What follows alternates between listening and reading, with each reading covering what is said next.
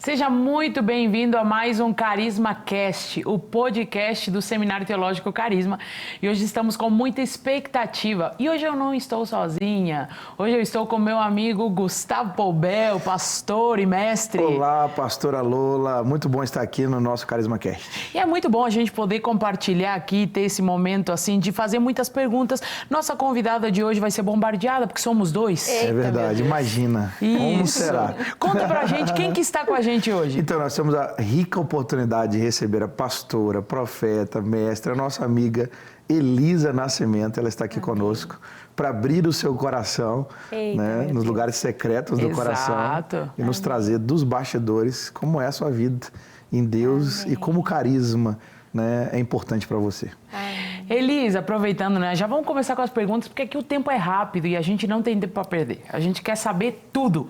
Então, conta pra gente, né, e para as pessoas que estão nos assistindo, que não conhecem os bastidores da sua história, como que você entrou no carisma. Nós trazemos muitas histórias aqui de pessoas que vieram de fora, mas seu caso é um caso diferente. Você é de Belo Horizonte e você conhece, como que você conheceu o carisma? Como que veio esse desejo para você entrar no carisma e viver essa realidade carisma, que é uma realidade que todos nós amamos. Amém. Primeiro quero dizer que é um prazer, né, estar aqui com vocês, dois mestres do carisma que nós amamos, que são referências de Deus, e a gente é uma alegria muito grande estar aqui. E o carisma, de fato, ele entrou na minha vida de uma forma muito inusitada, assim, né? Eu sou mineira de Belo Horizonte, porque passa tanta gente de fora aqui, né? Fala, sou mineira, gente, uai, sou mineira de Belo Horizonte. E eu cresci em um lar cristão, mas apesar de ter crescido em um lar cristão, eu lembro que eu me peguei em uma fase da minha vida que eu falei, gente, eu não conheço Deus, porque se eu conhecesse Deus, eu não estaria passando por essas situações que eu estava passando. Né? E é algo que a gente sempre fala que filho de crente não é crentinho, filho de crente também precisa ter as suas próprias experiências com Deus. E eu lembro que eu me parei e falei, gente, eu preciso conhecer mais de Deus, estava passando por uma situação complicada, eu falei, preciso conhecer mais de Deus. Aí eu falei assim, bom, vou estudar a palavra. Né? Por quê? Porque tudo que se possa conhecer de Deus já nos foi revelado por meio da palavra. Eu falei, vou estudar a Bíblia. E aí, na época eu era de uma outra igreja, eu era de uma outra denominação. E eu lembro de um dia que eu fui em um culto da Lagoinha e fizeram a propaganda, um culto fé, né? E fizeram a propaganda, as matrículas do carisma estão abertas e tal. Coincidentemente, uma das meninas que era da minha escola estava fazendo, e aí ela me falou do carisma. Na hora que ela falou, meu coração ardeu e eu falei, eu preciso ir. Né? Eu costumo dizer que quando eu vim para o carisma, não era porque eu queria ser pastora, professora, nada disso. É porque eu estava em uma situação que eu precisava conhecer mais de Deus. E foi nesse lugar que a minha vida foi transformada. A gente é suspeito para falar, né? Porque Jesus marcou e mudou minha história. Né? Foi nesse lugar que eu tive... Eu gosto de dizer assim, que todas as vezes que nós paramos para contemplar quem Deus é, nós também temos a revelação de quem nós somos nele. Né? E foi nesse lugar que eu conheci Deus e conheci a minha identidade e o meu propósito em Deus. Uau! E uma pergunta simples, mas eu preciso que você responda porque faz toda a diferença nessa experiência que você teve. Qual foi o momento que você entendeu que você tinha uma chamada para se debruçar nas Escrituras? Porque uma coisa é você sentar e ouvir alguém ministrando e Deus falando ao seu coração. Outra coisa é você entender, não, Deus está me chamando para que Ele mesmo fale ao meu coração. Qual foi o momento ou como foi que você entendeu assim, não, Deus está me chamando para realmente me apegar à palavra, a forma que você, né, ensina, a forma que você transmite isso, nos mostra muita intimidade com o texto bíblico. Aonde que isso despertou? Qual a experiência que você teve na época de seminário para isso? É até curioso, né? Por quê? Durante os meus 2 anos de seminário, nós somos muito instigados a descobrir qual é o nosso chamado, qual é o nosso propósito. Né? E eu lembro que durante os meus 2 anos de seminário, eu sempre busquei muito em Deus, mas Deus sempre falou comigo nos meus 2 anos sobre o chamado pastoral. Os 2 anos. Até que nós chegamos no LEB, que é o nosso laboratório de homilética, quando os nossos alunos passam por uma prova, uma avaliação. Eu tive um professor, sabe, gente, chamado Gustavo Poubel. Olha aí. Olha aí o desabafo. Que foi o meu professor. Você quis fazer a pergunta, né? Agora vá. Ele foi o meu professor, foi o nosso professor de homilética. Não estava marcado isso não, hein? Foi o meu professor de homilética. Eu lembro que quando eu estava para fazer o LEB, aí eu fui te apresentar, você nem deve lembrar disso, tantos alunos, e eu fui te apresentar, falei, tá tudo certo? Vê se tem alguma heresia aqui, né? Tá tudo certo e tal. E aí ele leu assim, aí eu lembro que a gente tava no céu, antes de começar uma escola de oração, aí você falou assim comigo, Elisa, você já percebeu que você tem uma graça de Deus para o ensino? Porque até você estava muito envolvida na época no louvor, né? Era, exatamente. E eu sempre achei que Deus ia me usar no louvor. Tipo, ao longo da minha vida mesmo, o carisma ele foi um start para uma nova área, para uma nova direção. Uau. Aí eu lembro que você me perguntou assim, Elisa, você já percebeu que você tem uma graça de Deus para o ensino? Eu falei, quê? Aí você falou assim, as perguntas que você faz em sala de aula, os outros alunos não fazem. E aí o Pobel falou algo que marcou minha vida. Ele falou assim, existem pessoas que têm uma graça dada por Deus para compor canções. Existem pessoas que têm uma graça dada por Deus para pintar quadros. Mas existem pessoas que têm uma graça dada por Deus para compor mensagens proféticas. E você tem graça dada por Deus para compor mensagens proféticas. E aquilo entrou assim dentro de mim. E eu falei, uau, eu acho que... Aí ele falou, você tem um chamado como mestre. E faltando 3 semanas para eu acabar meu carisma, Deus ativou o dom de mestre em mim. Benção. Eu não lembrava com tantos detalhes, mas eu me lembro Eu nunca esqueci. que foi algo que a gente se via te envolvendo no louvor e daqui a pouquinho... Eu quero dizer, Pobel, que você é um Provocador. Provocador. Você descobre pessoas, né? Já falamos sobre isso também, né? Foi Cada talento ativando. no carisma, Exatamente, né? Que bom. Elisa, aproveitando nesse gancho do que você está falando, eu vejo assim, né? A ativação de várias questões de dons, de várias áreas na sua vida que você flui com muita graça, né? Você estava falando aqui de sempre ter uma certeza da questão pastoral, mas dessa ativação da questão do ensino, né? E hoje você flui muito na questão do ensino, porém, nós temos muita questão do viés profético. Então, assim, no meio de tudo isso, que é muita coisa, né? Como que você se definiria?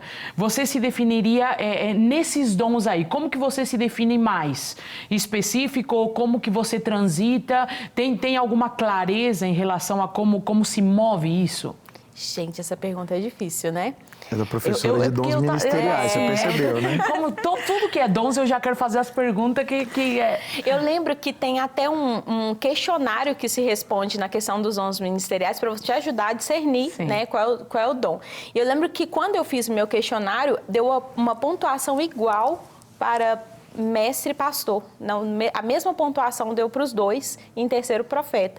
Na verdade, eu acho que os dois caminham muito juntos, assim. Eu acho que o pastoral, ele humaniza a minha pregação. Eu acho que a minha pregação se torna mais humana e ela alcança mais o coração todas as vezes que eu estou num gabinete, porque não é aquela teologia que é de baixo para cima, é a teologia que toca o coração das pessoas, é a pregação que sente a dor do outro, né? Porque as pessoas estão cansadas de regras e todas as ideias de teologia, embora seja válido, legítimo, nós amamos isso, né? Mas a palavra, ela também precisa tocar a dor, a ferida do outro. Então, eu acho que o pastoral, ele traz a pregação para esse nível de tocar o coração, e o profético foi algo que foi bem mais pra frente, né, que eu descobri o profético. Eu lembro que quem ativou muito isso em mim, Lola vai se lembrar que é o pastor dela do Uruguai, que é o pastor Nelson. Né? Eu lembro que uma vez eu fui dar aula lá no seminário do Uruguai e ele olhou pra mim e falou, Ninha, você é profeta, Ninha. Só traduzindo, Ninha é menina, tá, gente? Só pra a pessoa saber o que é. E Deus já estava falando comigo, só que eu falava, não, tô fora, não quero esse negócio de profeta, não. Eu falava esse assim... Esse negócio de saber os negócios que os outros não sabem, meu Deus. Eu só ouço Deus, não, eu ouço Deus, mas não sou, esse negócio é muita responsabilidade. E Deus começou a moldar isso em mim, né? Então, pra mim é até difícil, assim, eu acho que eles caminham juntos, assim, eu acho que a minha vida de oração também instigou muito o profético, né? Eu acho que o profético, ele foi ativado como uma soma de uma vida de oração mesmo, e Deus foi aguçando o meu discernimento espiritual, né? E eu acho que foi isso mesmo, mas eu acho que eles estão entrelaçados, não sei se tem uma... E eu ia puxar exatamente isso, esse finalzinho seu aí. Você hoje lidera a escola de oração com seu esposo, o Hugo, né? Achou um capixaba abençoado no seminário, se casaram. E hoje tem um chamado pastoral, de liderança, de pregação juntos, e lideram hoje a escola de oração, né, do nosso seminário Carisma Matriz. O quanto dessa vida de oração realmente pode... ativar o propósito de Deus para as nossas vidas? E talvez eu vou fazer um comentário que possa se tornar uma pergunta. O quanto da nossa igreja brasileira está com pouco oração porque, em vez de viver o próprio propósito de Deus para si, está sempre copiando o modelo de vida, de ministério, de outras pessoas, às vezes até de modelos que não são legais, mas que falta, né? Parece que a nossa geração, talvez uma denúncia profética aqui. Ele fala que minhas perguntas são complexas, só queria fazer um desabafo aqui, tá? Mas eu vou deixar ela falar de oração. Gente, hoje eu tô Mas é uma reflexão. Você pode repetir? Mas é uma reflexão. Nós temos uma impressão, eu tenho uma impressão que a geração que ela vem vindo, ela está mais se escondendo nas peças da armadura de Saul do que amando a originalidade de Davi. Eita! Nesse lugar de amar a quem Deus nos fez ser e essa missiologia que a gente carrega. Isso tem a ver com lugar de oração. O lugar de oração traz isso. Sim. Primeiro, para quem não sabe, a escola de oração é um tempo que os alunos do Seminário Teológico Carisma têm. Obrigado por me esclarecer. Antes e após as aulas, que é um tempo de oração, de devoção, de busca no Espírito. Nós somos um seminário da Palavra e do Espírito. Nós cremos tanto na revelação da Palavra, mas cremos que ela só pode ser inspirada e revelada por meio do Espírito Santo. Então, as nossas aulas sempre dão muita ênfase para o mover do Espírito. Existe uma liberdade do Espírito Santo.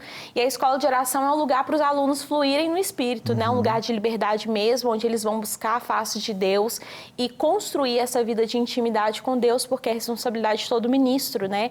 E uma coisa interessante, porque dentro das aulas, a escola de oração, ela não está dentro da obrigatoriedade da carga horária, porque nós cremos Só que... para os fominhas. Só para quem quer milha extra.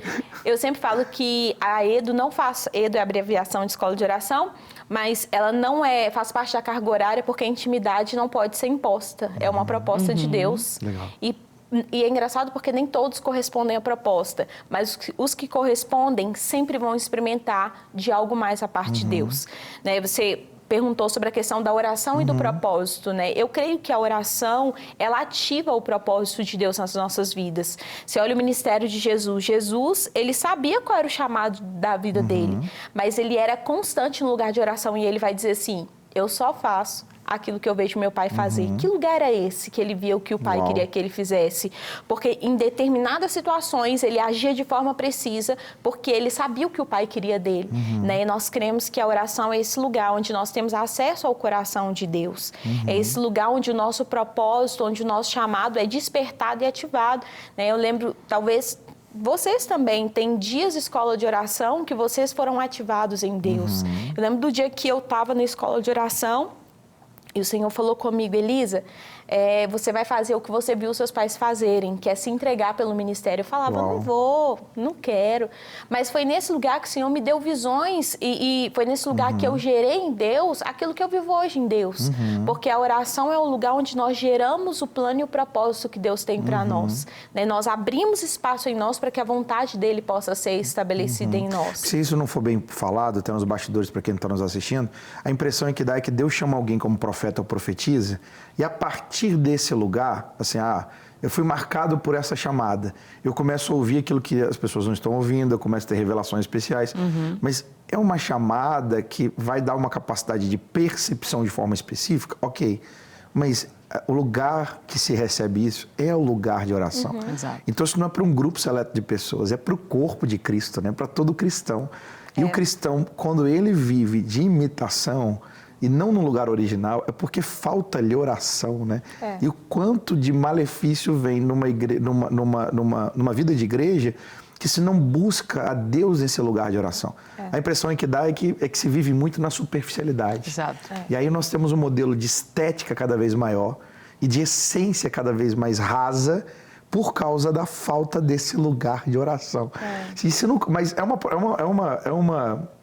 prova, é um parto, é uma academia, não sei dizer, porque se no seminário, nem todo seminarista consegue participar, né? Não pelo chamado, mas pela dificuldade do que é a oração, imagina isso na igreja. Na igreja geral. E o quanto isso tem trago benefício para quem se entrega e o quanto isso tem trago malefício para quem não quer corresponder a esse lugar para todo cristão, né? Eu acho que o melhor exemplo é Moisés com o povo, né? Quando Moisés tem um encontro com Deus na sarça, ele para contemplar aquela ação sobrenatural e naquele lugar Deus se revelou a Moisés. quando ele vai tirar o povo do Egito, ele não tirou o povo para ir para Canaã. Ele tirou o povo para levar o povo para o Monte Sinai, que foi o mesmo lugar que ele tinha sido marcado pela presença de Deus. E aí você olha a vida de Moisés, uma vida de oração, uma vida de devoção. Ele era constante em armar a tenda do encontro, o lugar onde ele via Deus face a face, o lugar onde ele se relacionava com Deus. E aí ele é constante nessa vida, ele tira o povo do Egito para ir para o Monte Sinai, o lugar onde ele ia se relacionar com Deus, só que quando chega no pé do monte, o povo fala o quê? Não quero, vai você no nosso lugar. Só que é o que eu sempre falo, porque aqui acontece um grande problema da igreja, e aconteceu com o povo de Israel, é um reflexo da igreja, porque quando a igreja delega a responsabilidade de buscar a presença, ela constrói ídolos. Né? A igreja o povo se tornou idólatra, por quê? Porque ao invés de buscar a presença, eles construíram um ídolo no pé do monte. Então, ao mesmo tempo, eles foram criados para esse lugar. Não era o propósito de Deus, não era só que Moisés estivesse no lugar da intimidade. O propósito era que todos eles estivessem nesse lugar de intimidade. Né? Acima do que nós podemos fazer para Deus, nós todos, existe um chamado de Deus para o lugar da intimidade. Né? E o que nós fazemos fora desse lugar é só uma consequência daquilo que nós vimos da parte do Pai. É o que Jesus fala, eu só faço o que eu vejo o meu Pai fazer. Do que Jesus falava na terra? Daquilo que ele tinha ouvido do coração do Pai. Né? Então, quando eu não estou no lugar da intimidade com Deus, no lugar da intimidade com o Pai, eu vou me esforçar para fazer. Eu vou até tentar fazer, mas se torna pesado. Mas quando eu faço, porque eu permaneci nesse lugar, porque eu conheci o coração do meu Pai, então agora o meu chamado não é falar de mim mesmo, mas falar daquilo que eu ouvi do coração do Pai. Antes da Lona fazer a próxima pergunta, que é a vez dela de fazer a próxima pergunta, esse texto me lembra, né, de Moisés, que Deus tinha tanta confiança que por causa desse lugar secreto, Moisés tinha um conhecimento de qual era a vontade de Deus, que Deus lá frente provoca-o, dizendo, Moisés, pela sedição do povo, a dureza do povo, eu vou exterminar o povo, vou fazer de ti uma nova geração. E aí Moisés, então, parece que é mais piedoso do que o próprio Deus. Ele convence a Deus, né, vamos dizer, mas não é, né? Parece que ele é mais piedoso do que o próprio Deus, dizendo, Deus, o que as nações dirão de ti? Não foi essa a tua palavra. Em outras palavras, Deus provocou alguém que ele sabia que conhecia a sua própria vontade. Então, ele provocou o intercessor Moisés, porque esse homem estava convencido pela vontade de Deus, um lugar de oração. Exato. E ele estava alinhado e pôde se tornar. É como um teste, né? Foi como um teste. Você me conhece tanto ao ponto de responder como eu responderia quando eu estou te questionando o oposto. E imagina isso na igreja, não só um orando, mas imagina um corpo orando. Se a oração de um justo vale muito esses seus efeitos, né? Imagina todo mundo alinhado com esse coração. Alinhado com esse coração. E aí a gente hoje vive um tempo de terceirização. Mas a gente não pode terceirizar o ensino das Escrituras, quer dizer, todo cristão deve se debruçar. A gente não pode, né? É de vocês esse lugar de autoridade. A adoração, né? O louvor é feito pelo ministério, mas a adoração é para todos nós. Sim. E a oração. A gente não pode terceirizar isso para outras pessoas e continuar dizendo, Moisés, vá no meu lugar, porque tanta coisa pode vir boa, mas tanta coisa também pode vir manipulada se o povo não conhece o seu próprio Deus, né? Exatamente. No lugar de oração. Já até lembrei de outras coisas aqui, mas o problema de 3 mestres juntos é que a gente vai querer virar isso aqui, vai ser 3 horas de podcast. Mas eu quero pegar um gancho, Elisa, que você estava falando aqui, sobre que Deus falou com você, sobre se dedicar ao ministério, porque você viu seus pais fazerem isso. Eu quero pegar o gancho, né? Eu que conheço os bastidores, já aproveito o gancho para falar.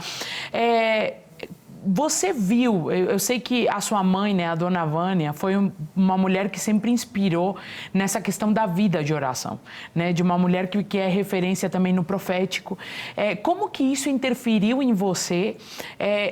Qual foi a maior inspiração que você recebeu para quando Deus te falou, você vai viver o que você viu seus pais viverem, você vai se dedicar a isso? Qual foi a maior inspiração que você viveu dentro de casa, vivendo ali, vendo, que te fez você também... Você acredita que isso também interferiu na sua vida de oração? Sim, com certeza. Porque...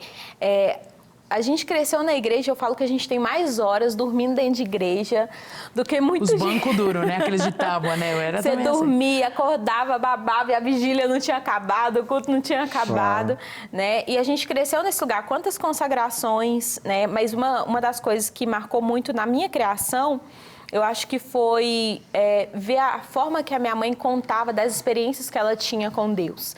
Ela sempre contava de testemunhos de milagres, de curas, e todo problema que a gente passava era um testemunho que ela contava. Então, ela nos ensinou, não falando do problema, mas falando do Deus que resolvia o problema.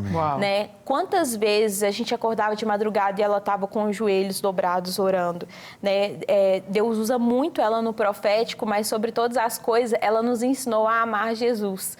Né? O ministério nunca foi pesado, a vida na igreja nunca foi pesado, pelo contrário, ela é a nossa vida, é o nosso prazer. Né? E isso foi ativando uma paixão pela vida na igreja. E claro, sem dúvida, eu falo que sem dúvida nenhuma, a minha mãe, ela é a minha maior referência, né, de vida com Deus e de querer ouvir Deus. Não, vamos orar, Deus vai falar. Não, Deus vai nos guiar, Deus vai nos direcionar. Mas também ao longo da minha vida, Deus colocou pessoas como vocês, né, pessoas que marcaram minha vida. A Lola marcou minha vida, né, por muito tempo a Lola cuidou do meu coração, né, a gente caminhou junto como pastora, como ministra. Paul Bell marcou minha vida como mestre. Né? O Paul Bell, gente, ele ativa, é uma das coisas que a gente mais admira, né? O como que quem tá perto dele cresce, né? Ele impulsiona a gente, ele desperta a gente no chamado, né? O pastor Léo, a pastora Vanessa, tantas pessoas que Deus colocou na minha vida que me levaram para esse lugar, acreditaram em mim quando ninguém acreditava ou quando eu não acreditava. Eu sou muito grata a Deus, porque vocês estão aí, vocês estão vendo a gente aqui não é uma formalidade, né? Mas estamos aqui no podcast, mas existe um bastidor por trás, um faz parte da história do outro, né? E juntos estarmos aqui é porque um dia eu lembro, gente, que a primeira conferência que eu preguei foi na igreja do Paul Bell. E que o povo te ama lá, tem que voltar muitas vezes. A Elisa está em todos os test drive de Igarapé, né? As aulas. Mas foi alguém que acreditou, né? E Deus vai colocando pessoas. Então, sem dúvida nenhuma, tem pessoas que são referências, mas mais do que as referências de fora, foram as referências que caminharam ao meu lado, foram as referências que Deus colocou perto, vocês, a minha família. Então, acho que mais que isso. Eu vou fazer uma pergunta de um outro lado, mas vai chegar nesse ponto aí também, do que a gente está falando desse compromisso. Nós estamos aqui, Nós estamos aqui. Você e o Hugo são um casal jovem. Vocês são jovens. Você está vestida de social, até para parecer um pouco mais velho, para ver se dá uma credibilidade na televisão, no Carisma Cast.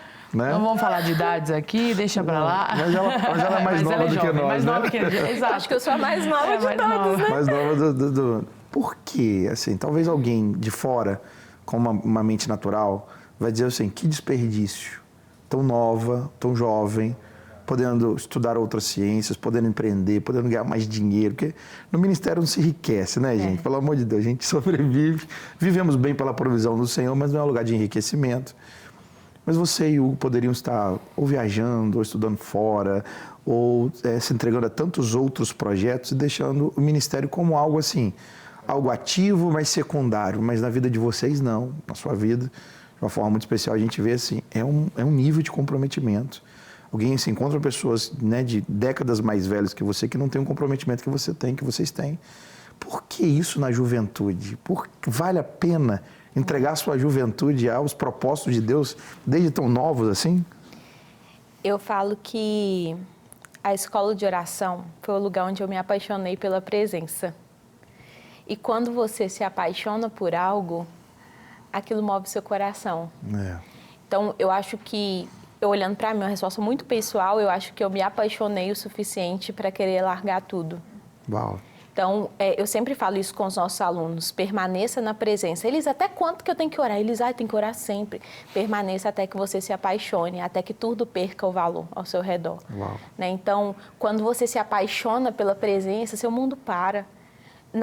Pode ser a maior riqueza desse mundo, não tem o valor que a presença de Deus tem, né? E nesse lugar existe uma aliança mesmo que você faz com Deus de um nível maior. Vale a pena deixar tudo, vale a pena largar tudo, vale a pena você entregar e viver o propósito de Deus pela sua vida, porque a nossa recompensa não é aqui nessa terra, o nosso galardão, ele é celestial, né? E eu sempre falo que a palavra diz que todos nós somos criados por Deus por um propósito, para um propósito, né? E eu creio que naquele grande dia, quando a gente chegar nas bodas do Cordeiro, ele vai olhar para a gente e vai falar assim, e aí, minha filha, O que você fez? Meu filho, o que você construiu? Uau. E nós não vamos ser responsabilizados por aquilo que nós construímos extra. Ele quer saber se a gente cumpriu aquilo que ele sonhou sobre nós, o propósito que ele sonhou sobre nós. E eu tenho tem até um vídeo que fala sobre isso, né? Meu filho, olha Deus, olha aqui, eu construí impérios. Ele fala, mas eu queria que você fosse um pastor. Não, Deus, mas eu fui um pastor, mas eu queria que você tivesse ganhado impérios, né? Então não é sobre ter ou não ter, é sobre você estar no centro da vontade de Deus e descobrir o seu propósito pessoal e personalizado de Deus para você. Então eu sempre aprendi a permanecer, mas também sempre tive muito temor de chegar naquele grande dia e Jesus olhar para mim e falar assim, não foi isso que eu sonhei para você. Uau. Você construiu a vida errada. Nossa, eu acho que isso gera muito temor no meu coração. Nesse viés, quanto mais cedo, melhor, né? Exato. Uma vez que já foi convencido pelo Senhor, vale a pena colocar a juventude. E pegando o gancho de do que você falou, Elisa, você falou assim, os alunos às vezes me perguntam, até quando orar? Né? Eu queria fazer uma pergunta porque eu acho que ela é muito presente para a atualidade, né? O que você vê hoje que é a maior dificuldade, e não somente para jovens, talvez para jovens mais, mas assim, eu acho que para um nível grande, pessoas falando da igreja como um todo. O que você vê que é a maior dificuldade para as pessoas permanecerem nesse lugar? Nesse lugar de relacionamento, para não cansarem de orar, porque essa pergunta de até quando? Porque parece que assim, a oração ela se tornou meio que um lugar de petição só, né? Então eu peço, Deus me responde. Se Deus não está respondendo, o que mais eu tenho que fazer? Porque a oração não é suficiente, né? Então, parece que esse lugar de oração, por vezes, tem se tornado um lugar de uma ativação rápida de algo, e não que em partes não seja, né? Mas uma ativação rápida de algo, mas ao mesmo tempo, assim, eu tenho que ir visitar, mas como assim ser constante o tempo inteiro, se apaixonar pela presença? Como que eu faço para esse lugar? O que você vê que hoje é a maior dificuldade e como chegar a esse lugar? Eu acho que a maior dificuldade são as distrações. Eu acho que as distrações têm nos roubado do lugar da devoção, do lugar da constância na devoção. Uau. Permanecer até quando? Até que você se apaixone pela presença. Porque a Lola disse algo que é muito verdade. A maioria das pessoas buscam a Deus por aquilo que as mãos dele pode fazer, né? É o povo no Egito. Eles queriam, o povo de Israel tá lá saindo, caminhando rumo à terra prometida, mas eles queriam as bênçãos, eles não queriam Deus. Relacionamento. Eles não queriam relacionamento, tanto que eles delegaram para a liderança. Fala, você vai, a gente vai ficar aqui, a gente quer as bênçãos, né? Mas o propósito de Deus nunca foi só dar as bênçãos. Era revelar o coração, né? Agora, quem tem o coração sempre vai ter acesso às bênçãos, né? Então, é o quê? É permanecer nesse lugar até que você se apaixone pela presença. Elisa, como fazer isso? Porque nós estamos hoje numa realidade que é muito dinâmica. Nós estamos vivendo um mundo muito dinâmico e, às vezes, a gente precisa encontrar o equilíbrio, porque a maioria das pessoas falam assim, mas se eu largar tudo, não tenho quem faça por mim o que eu tenho que fazer. Não tem como eu parar tudo para orar. Eu tenho que cuidar de casa, eu tenho que cuidar dos filhos, né? Eu tenho meu trabalho, eu tenho tanta coisa. Não tem como. O que eu faço? Né? Para mim, a melhor história é a história de Marta e de Maria. Né? O Pobel ama essa história, fala muito sobre a história de Marta e Maria, mas uma das grandes questões foi, Maria está sentada aos pés. E Marta está desesperada, angustiada, querendo arrumar a casa inteira. E coitada da Marta, né, gente? Todo mundo fala mal da Marta, mas eu falo assim que dúvida se Jesus chegasse na sua casa, você ia dar arroz com ovo para comer. Né? Agora, a questão não era... e aqui é um conflito e uma realidade hoje dentro da igreja, porque ou você tem quem está o tempo todo aos pés, ou você tem aqueles que estão só trabalhando e não querem saber dos pés e ainda está reclamando dos que estão sentados, que deveria estar ajudando. Né? Então, a questão não é nenhum e nem outro. A questão é onde está o meu coração. Porque eu posso estar com o coração, posso estar aos pés, mas... Sem o coração. Sem o coração, com a mente distante. Mas também posso estar servindo com o coração distante. Mas também posso estar servindo com o coração ansiando e desejando ouvi-lo. Uau. Então, é esse lugar, né? Qual é a questão de Marta? Não foi o serviço, porque o serviço é legítimo, né? Servir, todos nós vamos servir. Servir, quando você se apaixona, você quer servir, você quer dar o seu melhor. O problema dela é que ela estava tão mal resolvida dentro dela que ela não teve tempo nem para... Ela estava tão distraída com os afazeres que ela não teve tempo para perceber a presença que estava dentro dela. Só que eu falo algo mais. Por quê? Porque não era só a atividade fora, era o coração de Marta. Porque Jesus fala para ela, Marta, Marta, você está inquieta. E talvez a bagunça da casa denunciasse aqui a inquietude do coração dela. Né? Porque eu sempre falo assim, que uma pessoa uma vez bagunceira, sempre bagunceira. Então, se pode dar faxina na casa, mas se ela é bagunceira, ela vai bagunçar de novo, porque é quem ela é. Né? E talvez ela faça assim, Jesus, me ajuda a arrumar a bagunça. E ele tá olhando e falando assim, Marta, não adianta eu te ajudar a arrumar a bagunça se dentro você tá inquieta, porque você vai bagunçar tudo de novo. Então, Jesus vem denunciando também, não apenas uma situação externa, mas também algo interior dentro do coração dela.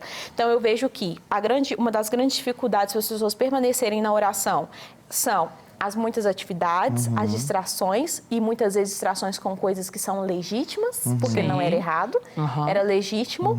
E também eu acho que as inquietudes interior, porque a gente está tão preocupado em resolver as coisas dentro de nós e não percebemos que às vezes a bagunça fora é o resultado do que está dentro, o que está dentro está influenciando o que está fora, e aí a gente acaba olhando mais para nós mesmos do que para a presença de força, dele. porque dessas coisas internas só se resolve no lugar de oração. Você não consegue produzir nada fora que vai conseguir aplacar, resolver aquilo que só se resolve internamente. E internamente é no lugar de oração, né? Eu gosto desse texto, né, de vários aspectos. Um deles é que o serviço sem relacionamento gera esgotamento. Ela estava esgotada, porque ela começa recepcionando, se propondo ao relacionamento. Só que depois ela se distrai tanto com seus afazeres e usa os afazeres como distração. A questão é que ela não estava distraída por causa dos afazeres, ela estava distraída em meio aos afazeres. É diferente. Então ela já estava distraída, então ela está manifestando fora a distração que ela tem dentro. Mas tem uma coisa espetacular, né? Quando ela diz, Senhor, tu não te importas que minha irmã tenha me deixado de servir sozinha, ela está dando traços de esgotamento. O Senhor não se importa, uau, Ele está ali. Então curte, usufrua da presença. Resolva internamente primeiro, quer dizer, não se ache abandonado pelo Deus que habita em você. Exato. Você precisa encontrá-lo num lugar de oração. Segundo, que minha irmã tenha me deixado de servir sozinha. Quer dizer, alguém pode estar cercado de uma multidão, mas porque não percebe a presença e não percebe que as pessoas também estão movidas por um propósito, ela se acha sozinha, solitário. Né? Então, volta para o lugar do relacionamento, que isso vai gerar uma devoção, que vai te dar o coração simétrico que a gente precisa, né? O lugar do relacionamento mais serviço. Serviço mais relacionamento. E aí tem um negócio lindo quando ela fala assim, ordena pois que venha me ajudar. A expressão me ajudar, o Subirá gosta dessa palavra, né? Sunanti lamba nomai, trabalhar junto com. Então o que Jesus queria dizer para ela? Marta, Maria escolheu a boa parte, quando lhe será tirado, você está querendo a ajuda da sua irmã, para que você faça o melhor para mim. Não, Marta, eu não quero que você trabalhe para mim, eu quero que você trabalhe comigo. Eu trabalho e você me acompanha. Só achamos isso no lugar de oração. Você pega o Billy Graham, terminando a vida. Billy Graham, o que você faria? Talvez a gente queria ouvir dele, né? Faria mais outras cruzadas, iria mais para televisão. Como é que a gente fala hoje dos posts, né? Eu turbinaria mais as postagens. Não, ele disse, eu gastaria mais tempo com as escrituras e em oração. Porque eu seria muito mais eficaz se eu tivesse mais tempo nas escrituras no lugar de oração. Quer dizer, porque eficaz. A oração, ela não apenas usa a linha dentro, mas ela também vai trazer respostas para questões externas da nossa vida.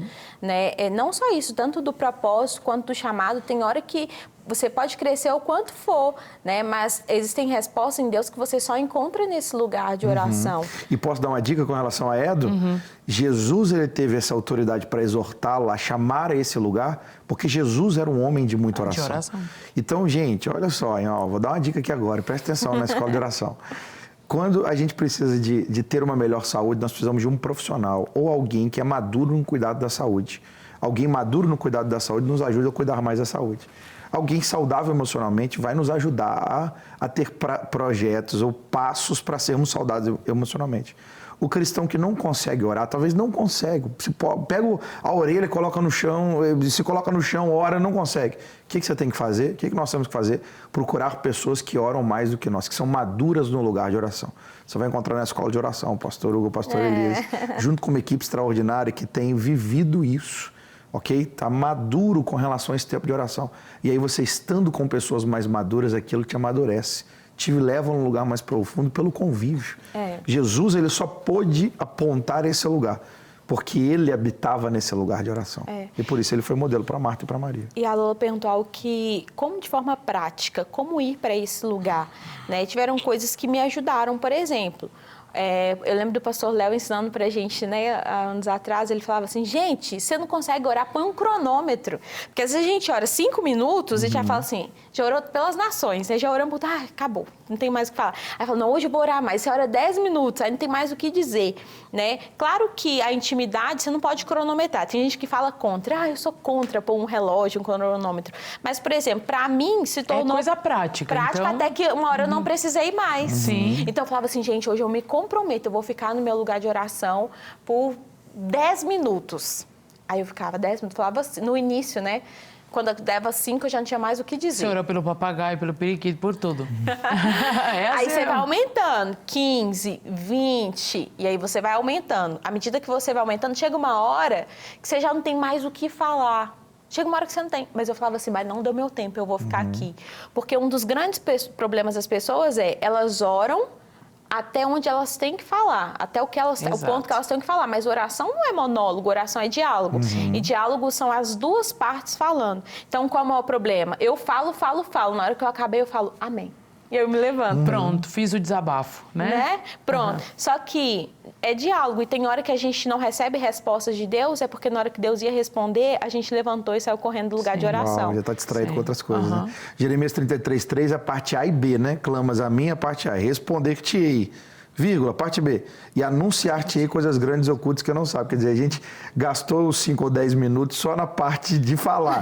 Quando Deus vem trazendo grandes coisas ocultas, né? Coisas grandes e ocultas, a gente está ocupado com outras coisas já. Eu acho que pega muito também aquela questão de, uma vez o pastor Léo falou isso comigo, né?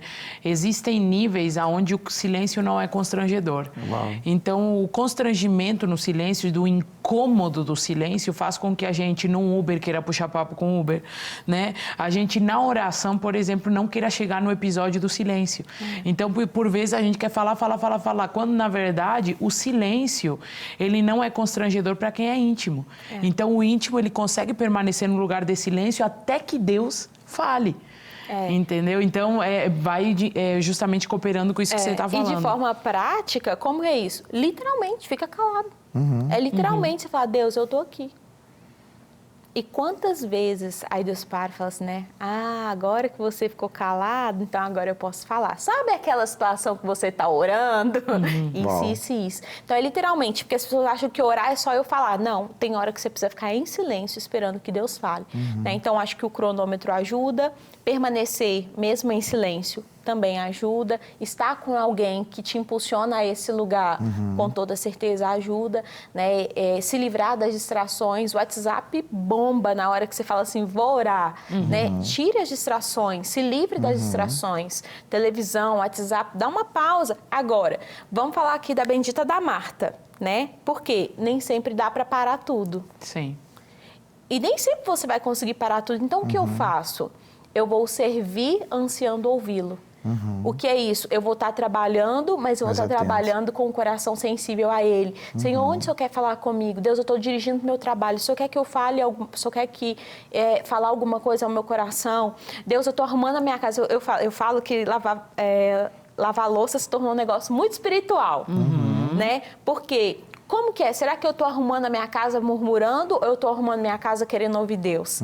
Eu passo um pano no chão xingando, ninguém me ajuda, né? Ou eu estou limpando a minha casa orando em outras línguas. Por quê? Porque não é sobre eu servir. O servir, ele é legítimo. Quem ama, serve. Quem não ama, não serve, mas quem ama, serve. Agora, não é sobre servir, é sobre eu servir ansiando ouvi-lo. O problema de Marta foi esse, que ela serviu, mas ela não ansiou ouvi-lo, né? Então, é isso. E para ajudar a ouvir a voz de Deus, né? Sendo um profeta ou uma profetisa que tem que ser porta-voz de ouvir, tem uma coisa muito extraordinária que vai acontecer agora, nesse mês, promovido pelo Seminário Carisma na nossa igreja matriz. O que é, pastor Elias? Eita, meu Deus. Está chegando, porque o Carisma é assim, né? Tem vários eventos, mas está chegando, nem sei se vai ao ar antes ou depois. Vai ter que sair antes. Vai ter que sair antes. Vai sair antes. Está chegando a Vigília do Carisma. Uau. Nós teremos a Vigília do Carisma. Todo ano nós fazemos a Vigília e é sempre um marco de Deus. A gente fala que é o esquenta para a Conferência do Espírito Santo, que vem logo em seguida, né? Mas é assim... uma madrugada inteira, porque a gente é crente raiz, né? A vigília aqui é de 11 da noite às 6 da manhã. Até né? amanhecer. Até o dia raiar, até o sol raiar, né? Então, eu queria te convidar, você que está nos assistindo, a fazer parte da Vigília do Carisma, né? Que vai acontecer agora, dia 20 de abril, a partir das 11 da noite, no Salão Tabernáculo. É aberto ao público, né? E você está mais do que convidado. Nós teremos a pastora Lola ministrando pra gente. Meu Deus! Quebrando tudo. Né? Louvor Carisma vai estar pregando, ministrando louvor, a família Worship vai estar com a gente, teremos um tempo só de pentecostal, então vamos cantar só aquelas raízes, aquelas canções raízes, né? E esse ano, de uma forma muito especial, o Senhor colocou no nosso coração de ter o tema Candeia, né? Nós cremos que Deus está despertando uma geração, nós cremos um tempo de despertamento e nós queremos convidar você, né? Tenho certeza que você vai sair de lá incendiado pelo fogo da glória de Deus. Elisa, muito obrigada. Chegamos ao fim do nosso podcast. Passou rápido, né? Passou rápido. Quando Sim. o conteúdo é bom, né? E aí a gente começa... Eu já queria inserir um negócio aqui de Maria e Marta. Falei, não dá. Não dava nem tempo. Não dá, porque eu já ia falar uns negócios aqui que eu também estava pensando. Deixa pra Candeia, né? Vamos pra deixar pra Vigília. Mas é muito assunto. A gente tinha que fazer um bate-papo aqui só de Bíblia, né? Imagina o que ia virar. Glória a Deus. Mas muito obrigado pela sua participação, por poder abrir conosco, né? E com as pessoas que estão nos assistindo sobre a sua história, sobre os bastidores, porque às vezes as pessoas olham para um professor, para um pastor, para um profeta, enfim, seja o dom que for, mas exercendo o chamado e essa questão ministerial integral, né, vivendo a questão integral do ministério, e às vezes a pessoa pensa que a pessoa chegou pronta, né? E é tão bom a gente poder ouvir os bastidores, ouvir como que foi gerado, quais são os conflitos que nós já vivemos, e como você bem falou, isso humaniza, né? Humaniza e mostra para as pessoas que é possível chegar. Então a gente quer te agradecer por esse tempo junto, sempre um privilégio ter você compartilhando mais da palavra, das suas experiências da escola de oração. Não fique de fora, participe da escola de oração. É bom também falar que a escola de oração não é exclusiva para alunos. Quem quiser ir para a escola de oração, tem um tempinho ali toda semana, de segunda a sexta, 11h15, já estamos ali no Salão Céu, Rua Araribá, 543, para poder participar da escola de oração e não fique de fora dessa vigília. Meu amigo Pobel, se despede aí do pessoal.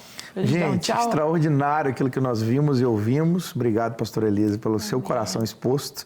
Tenho certeza que muita gente vai achar o caminho da comunhão através desse podcast. Amém. Tenho certeza disso, vai se aprofundar ainda mais. Não perca, hein? Segunda a sexta-feira, não coloque outra coisa, não se distraia, a não ser esse tempo de oração tão extraordinário. Dia 20, nós teremos a nossa Vigília do Carisma com o tema Candeia. Deus te abençoe, muito bom ter esse momento com vocês. Te esperamos no nosso próximo podcast, que você vai descobrir em breve qual será o nosso próximo convidado. E não esqueça de seguir as nossas redes sociais ali no Instagram, ST Carisma. E você vai ficar ligadinho por dentro de tudo que está acontecendo. Até a próxima.